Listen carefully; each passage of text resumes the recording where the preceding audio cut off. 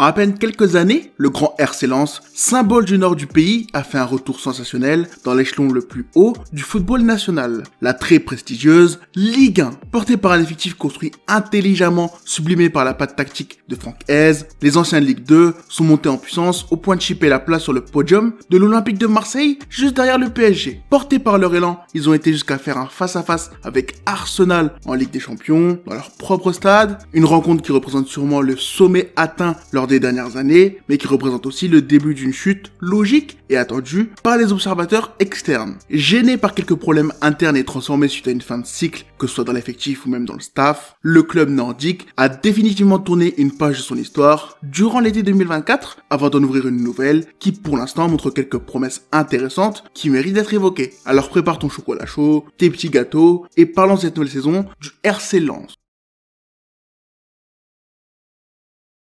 Quand on regarde bien attentivement, la saison 2023-2024 était ce qui ressemble le plus à la consécration d'un excellent projet arrivé à terme, avec des énormes ventes rentrant dans l'histoire comme Openda à Leipzig et Seko Fofana en Arabie Saoudite, les entrées d'argent du deal CVC, des exploits sportifs avec la seconde place et la qualification en phase de poule de Ligue des Champions. La direction du club a décidé de faire une petite folie en réinvestissant pas mal d'argent sur le marché. Eli Wahi est arrivé pour ce qui est encore aujourd'hui le montant record pour une recrue lensoise. Andy Diouf a lui aussi pété le plafond mis en place par Openda une année plus tôt, et le tout complété par quelques investissements annexes faisant exploser le bilan transfert et la masse salariale. Une stratégie économique et sportive risquée qui ne marchera pas vraiment puisqu'après 5 journées, le club est dans la zone rouge après un enchaînement très corsé de gros adversaires. Certains investissements se montrent directement comme des échecs et sont rapidement envoyés en prêt pour qu'une solution de remplacement arrive libre et hors de forme. Mais malgré le début chaotique, les Lensois remontent la pente, réussissent à faire de sacrés résultats en championnat en enchaînant 11 matchs sans défaite. Ils réussissent même à battre Arsenal à domicile en Ligue des Champions, mais malgré tout, ce n'est pas suffisant. Tabassé en Ligue des Champions et en championnat, l'équipe ne relèvera jamais totalement la tête et finira par se faire éliminer en Europe, en coupe et évincer des places offrant une qualification directe en Europe. Après avoir toujours réussi à déjouer les pronostics, le RC Lens frappe enfin le mur qui était face à lui depuis que la direction était partie en cacahuète, depuis que Franck Hez alternait entre son poste d'entraîneur et de manager, et surtout depuis qu'Openda est parti. Le transfert du buteur belge en Allemagne est pour moi ce qui a déclenché les premiers problèmes de la saison. Quand tu lis ce qui entoure ce départ, tu comprends qu'il a mal été anticipé, ce qui a forcé la direction à agir rapidement et sans vraiment avoir le temps de planifier. Un art où ils avaient jusque-là été des maîtres. L'héritage de cette saison, en plus de souvenirs et d'exploits magnifiques, se résume surtout à un effectif incompatible avec les finances sans Europe, une direction incomplète en chantier et un poste d'entraîneur vacant. Privé de ses relais habituels en interne et sentant le besoin de changement, Franck Hez a décidé de tourner la page lensoise au meilleur moment pour les deux camps. L'histoire écrite est magnifique et la séparation, malgré la douleur, n'est pas toxique que ce soit d'un côté comme de l'autre. En soi, c'est une situation typique de fin de cycle qui a forcé un grand remaniement et des actions durant la fin de la dernière saison pour préparer la reconstruction estivale. Très vite, tout s'est mis en place avec un nouveau directeur sportif en la personne de Diego Lopez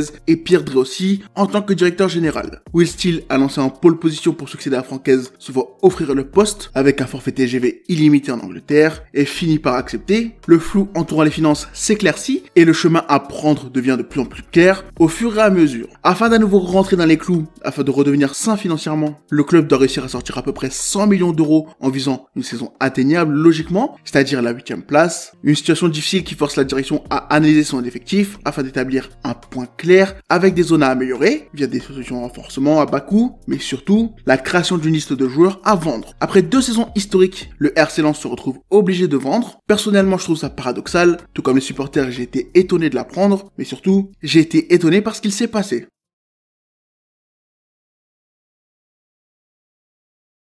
Quand tu regardes la liste des joueurs à vendre, tu comprends que tous n'y sont pas pour la même raison. Que ce soit un investissement raté amorti par un transfert, un salaire pas en adéquation avec son rôle, une opportunité de vendre au maximum de sa valeur ou bien un échec incapable de s'intégrer dans l'effectif, tous les joueurs sur la liste, ils sont pour un motif clair et très vite, les départs ont lieu. Mais plus le temps passe et aucun gros transfert attendu n'arrive. Le mercato en termes de départ important prend fin avec la vente d'Eli Wahi à l'OM, un transfert permettant de limiter la casse de sa propre arrivée un an plus tôt, tout en finançant les 15 millions investis sur le marché cet été. Avec les transferts avortés de Kevin Danso à la Roma et El Ainaoui à l'AS Monaco pour les situations médicales handicapantes, avec les absences de départ des grosses valeurs marchandes que sont Brice Samba, Facundo Medina et à moindre mesure Frankowski, les finances lensoises n'ont absolument pas été remplies comme il l'était prévu. Économiquement, cela a donc mis une pression immense sur le club. Sportivement, tu as perdu 2 cadres qui ne sont pas partis mais qui ont rejoint l'infirmerie et tu as donc rendu la reconstruction plus compliquée que prévu. Malgré cette absence de revenus, tu as quand même tenté de te renforcer avec des options plus alignées à tes finances, un domaine où Lens excelle bien plus que dans le mercato à gros chiffres, et tu as donc démarré ta saison dans cette situation plus que préoccupante. 7ème avec 24 points en 15 matchs, l'équipe menée par Will Steele reste dans les clous fixés en début de saison, notamment grâce à sa défense, puisque si offensivement tu n'as marqué que 19 buts en championnat, défensivement, les 14 encaissés font de l'effectif la meilleure défense à égalité avec le Paris Saint-Germain. Un exploit à bien mettre en lumière quand tu te rappelles que Kevin Danso, l'un des membres les plus importants de ton trio de centraux, n'était pas disponible en début de saison. Privé de l'Autrichien, le coach belge a donc dû créer un nouveau trio, et cela sans investir, puisque quand bien même son transfert aurait eu lieu, l'idée en interne était de faire monter dans la hiérarchie un jeune acheté l'an dernier afin de minimiser les dépenses, un choix audacieux qui a payé, puisqu'aujourd'hui, son nom est sur les lèvres d'absolument tous les recruteurs de clubs à la recherche d'un défenseur central, Abdoukodir Kouzanov, jeune défenseur central né en février 2004, est la solution qui a permis à Lens de redevenir une des meilleures défenses du championnat. Écarté lors de son passage professionnel dans le club de son père, il a rapidement trouvé une option en Biélorussie, afin de faire taire tous ceux qui l'ont privé d'un contrat dans son pays, puisqu'il ne le trouvait pas adapté physiquement. Vainqueur de la Coupe d'Asie des U20, il devient rapidement une fierté nationale, et ses performances en club et en compétition internationale finiront par attirer les convoitises de pas mal de clubs, dont Lens. Transféré durant l'été 2023 pour un montant autour de 100 000 €, il a profité d'une saison de découverte du championnat, avant de finalement s'installer en tant que titulaire indiscutable cette saison. De son mètre 86, il est un jeune défenseur qui brille par sa vitesse, son positionnement et sa gestion des duels. L'Ouzbek excelle pour s'imposer physiquement contre n'importe quel type d'adversaire, il réussit à tirer profit de sa force pour sortir les joueurs adverses de leur course et récupérer des ballons via sa faculté à prédire les actions adverses. Costaud dans les duels, il s'impose aussi dans les airs, il est difficile à bouger, mais ce n'est là que la face visible de l'iceberg. Ce qui m'impressionne le plus chez lui, c'est sa vision et surtout sa capacité à gérer la profondeur. Rapide avec une bonne accélération, une bonne capacité à changer sa course, il est difficile à surprendre, balle au pied. Sa lecture du jeu est vraiment l'un de ses points les plus intéressants, ce qui fait de lui un atout exceptionnel pour couvrir une large zone lorsque le bloc joue haut. Techniquement, il est pas à la ramasse, il est capable de quelques beaux gestes, mais c'est un axe d'amélioration important. À 20 ans, il est la révélation de Ligue 1 à son poste, un potentiel immense qui doit encore grandir. Sa palette technique doit être élargie, notamment dans son jeu de passe où il peut faire mieux. Dans l'application, il est parfois un peu trop engagé physiquement, ce qui peut lui coûter cher, notamment en termes de carton. Offensivement, je pense qu'il peut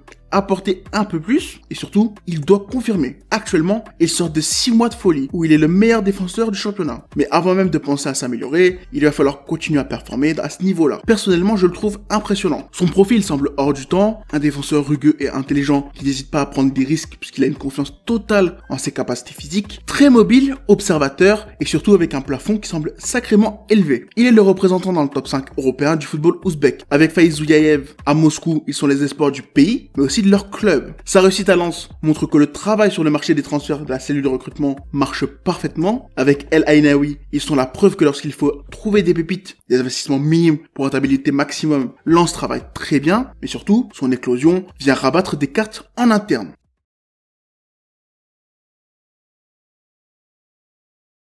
Cet hiver, puisque tu n'as pas tant vendu que prévu, il était logique de voir de nouveaux transferts avoir lieu. L'objectif cet hiver était d'obtenir une quarantaine de millions d'euros. Certains départs moins importants sont déjà prévus, mais un gros semble absolument inévitable. Si Kevin Danso, El Ainaoui et Brice Samba sont toujours sujets à un départ, c'est pour l'instant le nom de Kodir qui semble le plus proche de trouver une porte de sortie. Que ce soit les rumeurs autour d'un prix fixé aux environs de 35 millions, ou bien le mandat envoyé à Jorge Mendes et son entourage pour lui trouver une porte de sortie, tout indique que cet hiver, c'est son départ qui permettra à la direction de souffler. Si son salaire est l'un des plus bas de l'effectif comparé à Danso, sa valeur en constante évolution permet à Lens d'enregistrer une plus-value record. Contrairement aux deux autres, il n'a pas connu un transfert avorté qui a impacté sa valeur, et surtout, il peut profiter d'un marché où la recherche du profil parfait fait l'objet de très nombreux prétendants. Et c'est là que je voulais en venir. Juventus, Naples, l'Inter Milan, la Roma, le PSG, l'OM, Tottenham, Manchester City, Newcastle, Chelsea, l'Atlético, le Real, Barcelone, Leverkusen, Dortmund et tant d'autres clubs partagent un point commun. Ils recherchent un défenseur central, et si certains pourraient attendre l'été, si certains ont déjà une solution en tête, je sens que le cas Kuzanov fait partie des têtes d'affiche à ce poste pour ce mercato hivernal. Parmi tous ces clubs, le PSG, Tottenham et Newcastle sont les solutions les plus évidentes, les plus engagées dans la poursuite de l'Ouzbek, mais pour ce dossier, tout dépendra des offres faites et de la décision des dirigeants de Lens. Je pense que dans tous les cas, le club nordique doit vendre un central. C'est le seul poste où les solutions sont les plus nombreuses, ce qui signifie que c'est le seul poste où tu peux vendre. La situation est compliquée puisque perdre un talent comme l'Ouzbek fait mal, très mal même, mais malheureusement, une obligation si aucun autre départ n'est possible. Dans tous les cas, j'ai vraiment hâte de voir la suite. J'ai hâte de voir ce qu'il va faire, et personnellement, j'espère que Tottenham réussira à le prendre puisqu'au vu du profil et au vu des besoins du club anglais, le mariage semble parfait. Dans tous les cas, Lens va sortir affaibli de ce mercato. Et j'ai hâte de voir si les Sidiban,